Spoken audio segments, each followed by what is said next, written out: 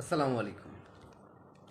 অন্ন, বস্ত্র, বাসস্থান এগুলো মানুষের মৌলিক চাহিদা। অথচ এই মৌলিক চাহিদাটা কী পরিমাণ যৌগিক বানিয়ে ফেলেছি আমরা। আপনি চিন্তা করেন, আমরা যারা ঢাকায় থাকি তাদের কয়জনের নিজস্ব বাসস্থান আছে? 90%-এর নিজস্ব কোনো বাসস্থান নেই। অথচ আপনার গ্রামে যে মানুষটা ভিক্ষা করে খায় তারও একটা ঘর আছে, তারও একটা বাড়ি আছে। হতে পারে সেটা 2% জমির উপর, 4% জমির উপর, তার বাবার দেওয়া হোক, দাদার দেওয়া হোক, যার কিছু হোক, তার একটা জমি আছে। সেই জমির উপর তার একটা ঘর আছে। হয়তো তেমন কাউকে খুঁজে পাবেন না, বা খুব কমই পাবেন যে একেবারেই নিঃস্ব, কারো দান করা কোনো একটা জায়গাতে সে একটা ঘর করে আছে, যে ঘরটার জন্যে তাকে মাস শেষে কোনো ভাড়াও দিতে হচ্ছে না।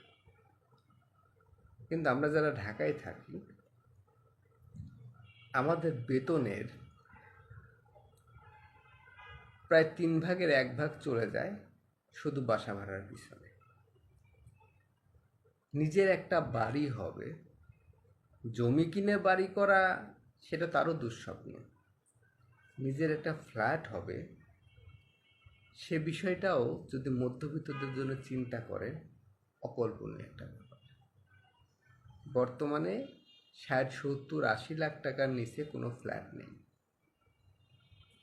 আপনি যদি 40-50 হাজার টাকা স্যালারির চাকরি করেন, ঢাকাতে স্ত্রী সন্তান নিয়ে থাকেন, স্ত্রী সন্তান নিয়ে তাদের একটা খরচ আছে, মানে ডেলি যে লিভিং খরচটা প্লাস বাচ্চার স্কুল খরচ, চিকিৎসা খরচ, সব কিছু মিলায়ে দেখা যায় মাস শেষে আপনার হয়তো 2,000 টাকার একটা ডিপিএস আছে।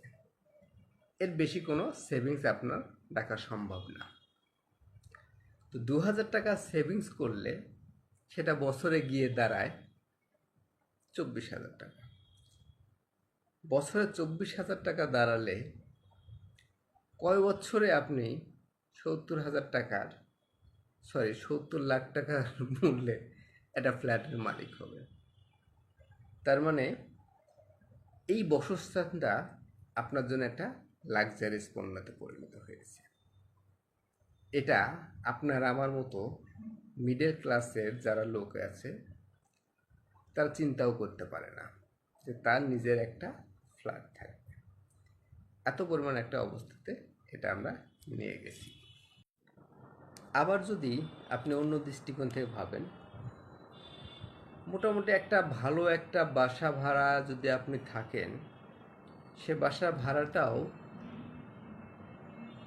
25-30, খুব ভালো বাসা হলে 25-30 হাজার টাকা বাসা ভাড়া।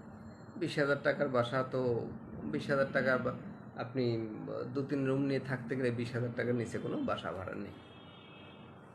চাকরির প্রয়োজনে হোক, ব্যবসার প্রয়োজনে হোক, বাচ্চা কাচ্চাকে ভালো জায়গায় রাখার প্রয়োজনে হোক, আপনি অ্যাভারেজে ঢাকাতে 30 বছর আপনি থাকছেন, প্রতি মাসে 25,000 টাকা করে বাসা ভাড়া দিচ্ছেন। 30 বছর শেষে এটার ক্যালকুলেশনটা করে দেখেন, আপনি একটা ফ্ল্যাটের মালিক। অথচ 30 বছর পরে যখন আপনি বাড়ি ফিরে যাবেন,